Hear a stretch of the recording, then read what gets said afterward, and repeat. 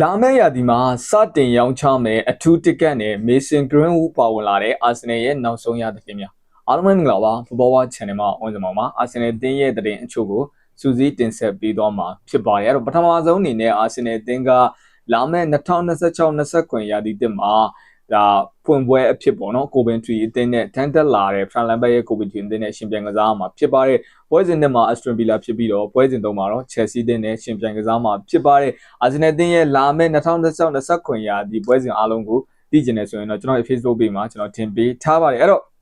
့ဒါအာဆင်နယ်အသင်းရဲ့လာမယ့်2026-29ပထမပွဲစဉ်အနေအထားပေါ့အဲ့တော့အာဆင်နယ်အသင်းနဲ့ပတ်သက်ရင်ကျွန်တော်တို့ပြောရမှာပါပြင်သစ်ဘက်ကလာတဲ့သတင်းတွေအရာ Mason Greenwood နဲ့အာဆင်နယ်အသင်းနဲ့သတင်းထွက်လာတယ်ကျွန်တော်အနေနဲ့ personal ရပြောရမယ်ဆိုရင်တော့ Soch ကခိုင်နေဆိုပေမဲ့ interest က strong မဖြစ်ဘူးလို့ကျွန်တော်ကတော့ထင်တယ်ဘာကြောင့်လဲဆိုတော့ Mason Greenwood ရဲ့အင်္ဂလန်မှာဖြစ်ခဲ့တဲ့ case တွေကြောင့်အာဆင်နယ်အသင်းကဒီလိုကစားသမားမျိုးကိုလက်မှတ်ထိုးခေါ်လိမ့်မယ်လို့ကျွန်တော်မထင်ဘူး Mason Greenwood ကိုယ်တိုင်လည်းဒါအင်္ဂလန်ကိုပြန်လဲခြေချဖို့ဆိုတာဖြစ်နိုင်ကြရနေတယ်ပေါ့နော်ဒါကမာစီအသင်းကသူအသင်းရဲ့ financial ရအဖြစ်မနေရောင်းချရမယ့်အချိန်မှာ Mason Greenwood ရဲ့ဈေးနှုန်းကိုသူမြင့်တင်နိုင်ဖို့အတွက်ဒါမှမဟုတ်စူတာတွေကိုဈေးကစားဖို့အတွက်ပေါ့နော်ကျွန်တော်ကတော့ Arsenal နဲ့ Spurs ရဲ့နာမည်ကိုအသုံးချတယ်လို့ပဲထင်တယ်ဒီ intro က strong မဖြစ်တဲ့အကြောင်း Mason Greenwood နဲ့သတင်းတွေကိုတော့ကျွန်တော်ကတော့အများကြီးမယုံကြည်ဘူးလို့ပဲပြောရမှာပါအဲ့တော့ Arsenal အသင်းကလာမယ့်ရာသီတစ်မှာ Mikel Arteta ရဲ့နောက်ပေါ့နော်ကျွန်တော် Mikel Arteta ထားပါတော့ကျွန်တော်ရဲ့နောက်မှာထိုင်လို့ရမယ်အနီးကပ်အနေအထား package တစ်ခုပြင်ဆင်နေပါတယ်အဲ့တော့ဒီ package ကကျွန်တော်တို့ဒါပြောမယ်ဆိုရင်ပေါ့နော်ဈေးလည်းကြီးမယ်ဒါပေမဲ့ဒါပြည်သက်တွေအတွက်ခံစားမှုအသစ်လည်းပေးမယ်အာဆင်နယ်အသင်းကကြတော့သူတို့အသင်းကမနစ်ကရာသီမှာချန်ပီယံဖြစ်ထားတာဖြစ်တဲ့အတွက်ပြည်သက်တွေနဲ့ဒီပြရဲ့နောက်အနီးဆုံးနေရာမှာရှိမယ်အာဆင်နယ်ကစားသမားတွေနောက်အနီးဆုံးနေရာမှာရှိမယ်ပြီးရင်ကျွန်တော်တို့ဒါတန်တယ်တစ်ခုပေါ့နော်နောက်ထပ်အထူးကျွန်တော်တို့ဒါပြင်ဆင်ထားတဲ့တောက်ဆရာတွေပြီးရင်ပွဲမတိုင်ခင်မှာ Arsenal Legend ကစားသမားတွေနဲ့တွေ့ခွင့်ရမယ့်အခွင့်အရေးတွေဒါမျိုးတွေပေါ့နော်ဒါမျိုးစုံပါတဲ့ package တစ်ခုကို Arsenal အသင်းကမိတ်ဆက်ဖို့ပြင်ဆင်နေပါတယ်ဒီပြင်ဆင်မှုကအိမ်ကွင်းပွဲစဉ်တွေအတွက်ဖြစ်ပါတယ်အဲ့တော့အိမ်ကွင်းပွဲစဉ်တွေအတွက်မှာ Arsenal အသင်းကဒီလိုပြင်ဆင်မှုကို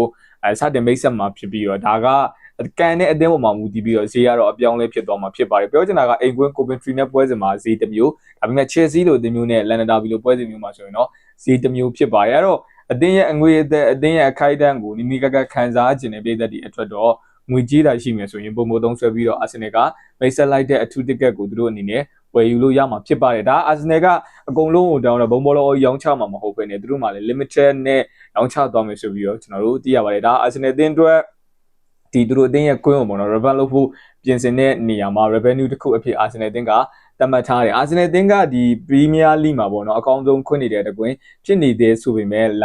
Tottenham Hotspur တို့လိုခွင့်တစ်တွေဆောက်ပြီးတော့ပေါ့နော်ကျွန်တော်တို့ဒါဘောလုံးလောကကိုပြန်လည်ဝင်ရောက်လာတဲ့အခါမှာ Arsenal အသင်းကဒီ Emirates ကိုတိုးချဲ့ဖို့အတွက် revenue လုပ်ဖို့အတွက်စတင်ပြီးတော့စဉ်းစားနေတာဖြစ်ပါတယ်ဒါကဒီ Emirates ကနေဝင်ငွေပြန်ရှာတဲ့ပေါ့နော်အခိုက်အတန့်တစ်ခုပါအဲ့တော့ Arsenal အသင်းကသူတို့အသင်းရဲ့ U70 ပေါ့နော်အင်္ဂလန်လေရေးစဉ်U70 ဝင်ကာလေးကျွန်တော်တို့ဒါ Kyran Thompson ဆိုတဲ့ကစားသမားလေးကိုစာချုပ်သွင်းချုပ်ဖို့ကြိုးစားနေပါတယ်ဒီကစားသမားနဲ့စာချုပ်ကဒီဂျွန်လ30ရက်နေ့မှာကုန်ဆုံးမှာဖြစ်ပါတယ်ဝက်ဆန်လူငယ်အသင်းကနေရောက်လာတဲ့ကစားသမားလေးကလောလောဆယ်အာဆင်နယ်အသင်းနဲ့စာချုပ်သဘောတူညီမှုမရသေးပါဘူးဒါကဖာဘီယိုရိုမာနိုတို့ပို့လောက်လာတာဖြစ်ပြီးတော့အာဆင်နယ်အသင်းကတော့ဒီကစားသမားရဲ့ long term future ကိုအသင်းမှာလုံးဝပေါ့နော်ကျွန်တော်တို့ဒ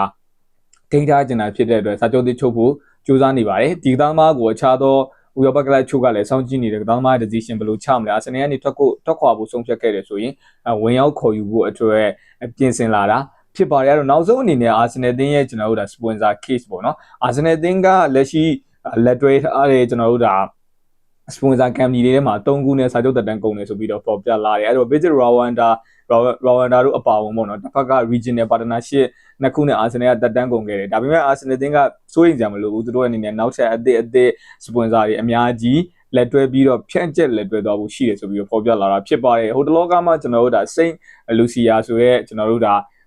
Iceland ပေါ့နော်ကျွန်းနိုင်ငံလေးနဲ့ Arsenal အသင်းကစာချုပ်ချုပ်ထားတယ် sponsor စာချုပ်ချုပ်ထားတယ်ပေါ့နော်နောက်ထပ်လည်းဒီလိုစာချုပ်ချုပ်မှုမျိုးတွေအများကြီးလာနိုင်တယ်ဆိုပြီးတော့ပေါ်ပြထားတာမျိုးတွေရှိပါတယ်အားလုံးပဲဒါကတော့လက်ရှိအခြေအနေမှာရထားတဲ့ Arsenal အသင်းရဲ့အကြောင်းအရာတွေပါအခြားသောကျွန်တော်တို့ဒါထူးခြားတာမျိုးမရှိသေးဘူးမွန်ဂါအတွက်ပထမချိန်ကလန်မှုကညင်းပယ်ခံထားရပြီမဲ့ဒီပြောင်းရွှေ့ကမကြိုက်ခင်မှာဖြစ်လာမယ်ဆိုပြီးတော့အားလုံးကယူဆနေကြတယ်မော်ဂန်ရောဂျာနဲ့ပတ်သက်ပြီးအများကြီးမထူးသေးဘူးတစ်ဖက်မှာဘူဝါဒီနဲ့ပတ်သက်ပြီးတော့အခြားသောပြိုင်ဘက်တွေဝင်လာတယ်ဆိုပေမဲ့အရန်ကြီးကျွန်တော်တို့ဒါ concentrate ဖြစ်ပြောစရာအများကြီးရှိမနေပါဘူးအဲ့တော့ဒါကတော့ Arsenal အသင်းရဲ့နောက်ဆုံးရအကြောင်းအရာတွေပါကျွန်တော်အကောင့်လေး follow လုပ်ခဲ့ပါအောင်နောက်ထပ်ဗီဒီယိုမှာပြန်တွေ့ကြပါမယ် good luck ပါ